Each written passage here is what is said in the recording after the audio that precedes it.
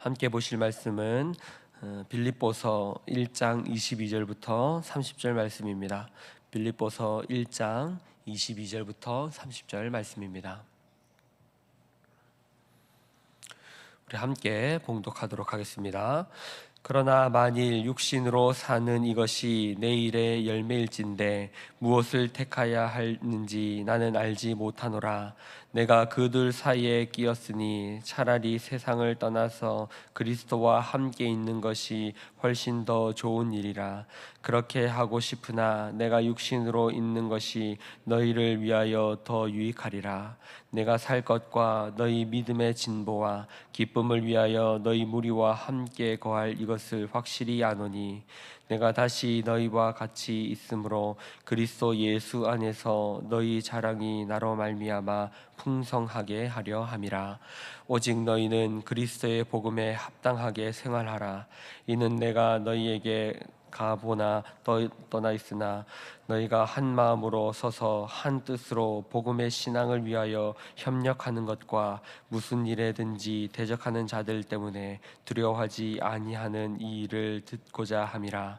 이것이 그들에게는 멸망의 증거요 너희에게는 구원의 증거니 이는 하나님께로부터 난 것이라. 그리스도를 위하여 너희에게 은혜를 주신 것은 다만 그를 믿을 뿐 아니라 또한 그를 위하여 고난도 받게 하려 하심이라. 너희에게도 그와 같은 싸움이 있으니 너희가 내 안에서 본 바요 이제도 내 안에서 듣는 바니라. 아멘. 빌립보서의 말씀을 계속해서 살펴보도록 하겠습니다. 바울은 현재 감옥에 갇혀 있던 자신의 삶이 생과 죽음 사이에 있음을 말하고 있습니다. 바울의 삶은 복음을 위하여 자신의 목숨을 아끼지 않는 삶이었습니다. 지금 이 순간에도 생과 죽음 사이에 자신의 삶이 놓여 있음을 말하면서 바울은 빌립보 교회에 편지를 보내면서 그는 내가 그리스도와 육신을 떠나서 그리스도와 함께 있는 것이 나는 더 좋지만 그러나 그것이 아니라 너희를 위하여 내가 육신으로 빌립보 교회를 위하여 육신으로 함께 있는 것이 빌립보 교회에 더 유익이 된다라고 말을 합니다. 무슨 말입니까? 자신은 힘든 이 복음을 위하여 힘든 삶을 살기 때문에 지금 육신을 가지고 계속해서 살아가는 것보다 그리스도와 함께 있는 것이 자신에게는 더 유익이 되지만 그러나 빌립보 교회를 위해서 그리고 많은 성도들을 위해서 아직 자신이 함께 육신을 가지고 그들과 함께 있는 것이 더 유익하다라고 고백하고 있는 것입니다. 이것이 복음 사명자에 대한 모습이다라고 말할 수 있을 것입니다. 바울의 삶은 철저히 복음에 붙들리고 복음을 위한 삶이었습니다. 사명자의 삶은 이러한 것입니다. 23절의 말씀처럼 차라리 세상을 떠나서 그리스도와 함께 있는 것이 훨씬 더 좋은 일이라 라고 말하지만 그러나 그는 사명자로서 자신이 감당해야 될 일은 자신의 유익을 구하는 것이 아니라 바로 사명을 위하여 복음을 위하여 끝까지 마지막 한 걸음을 내딛는 것이다 라는 것을 바울은 보여주고 있는 것입니다.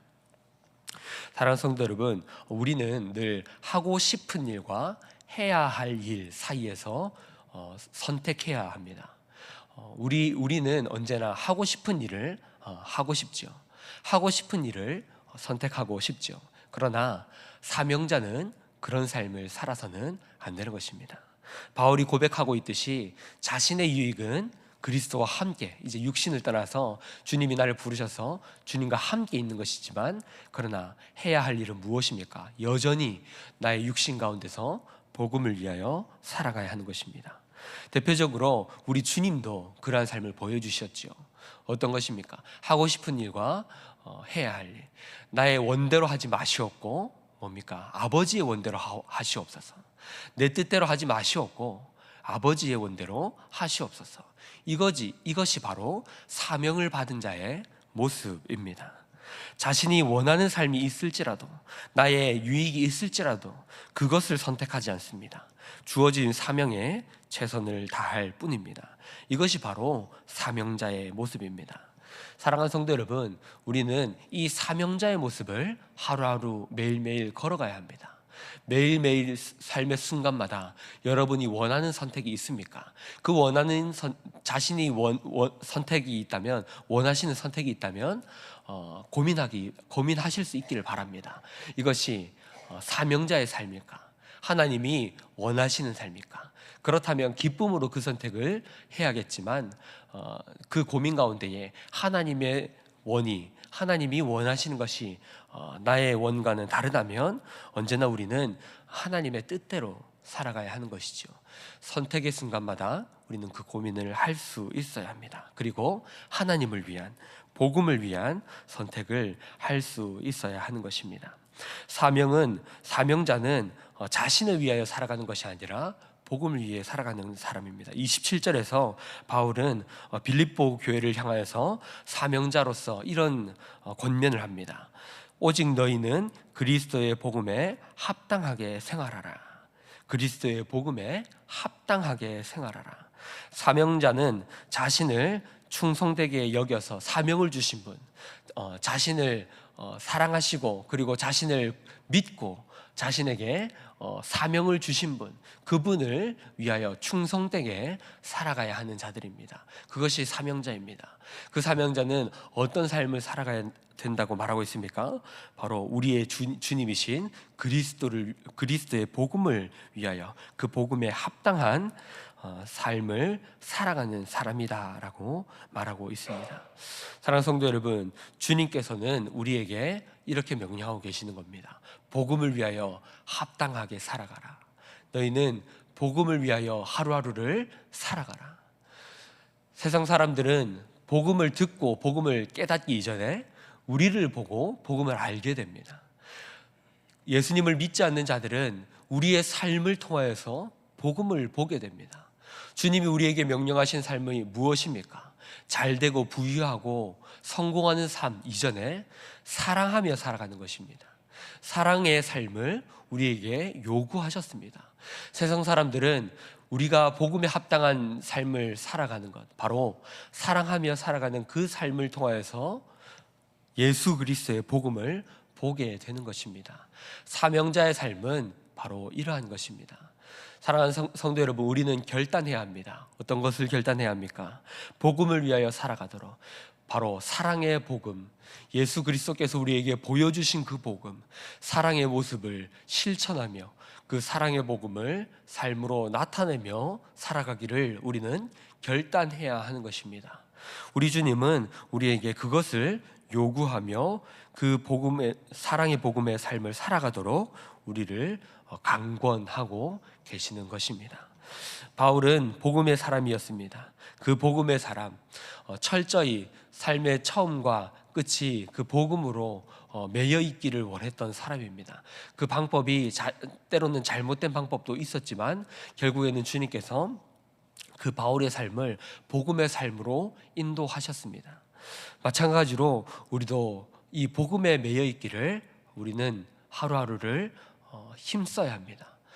나의 삶이 우선되지 않도록 오직 복음만이, 십자가만이, 예수 그리스도만이 드러날 수 있도록, 우리의 삶 가운데 예수님의 모습만이 드러날 수 있도록 우리는 힘써야 합니다.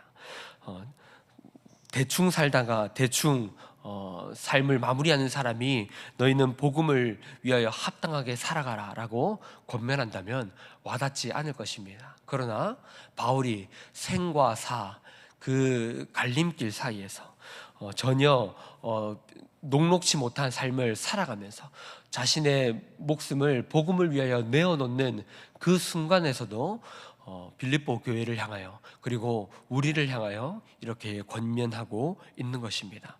오직 너희는 그리스도의 복음에 합당하게 생활하라. 사랑하는 성도 여러분, 오늘 이 말씀을 우리는 우리에게 주시는 말씀으로 생각하며 우리의 마음에 새길 수 있어야 할 것입니다. 주님을 위해 오늘도 충성하는 저와 여러분이 될 수 있어야 할 것입니다. 이 삶을 살아갈 때는요, 평탄한 삶을 살 수 없습니다.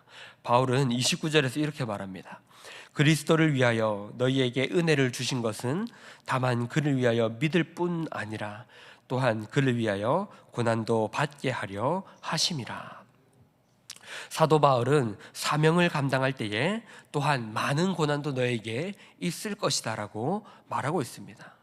그렇지만 이 고난 앞에서 어떻습니까? 물러나지 않습니다. 사명자는 이 고난도 당연하게 받는 자들이 바로 주님의 복음의 사명자라고 말하고 있습니다. 주님께서 우리에게 지금까지 은혜를 주신 것은 고난을 당하여도 그 고난 가운데에 물러나지 않고 복음을 위하여 그 고난을 담대히 이겨낼 수 있도록 은혜를 주셨다라고 바울은 말하고 있습니다. 사랑하는 성도 여러분, 우리가 고난을 맞이할 때에 그 고난 앞에 우리는 담대하게, 그리고 그 고난을 당연하게 여길 수 있어야 합니다. 이 고난을 주신 것은 우리가 감당할 수 있기에, 우리에게 충분히 지금까지 은혜를 주셨기에 주님께서 우리에게 고난을 주시는 것입니다. 그러므로 우리는 고난 앞에 설 때마다 주님께서 주님의 복음을 위하여 나에게 이런 일들을, 이런 시련을 주시는구나, 그러므로 복음을 위하여 이 고난들을 내가 담대히 이겨내리라, 우리는 결단해야 하는 것입니다.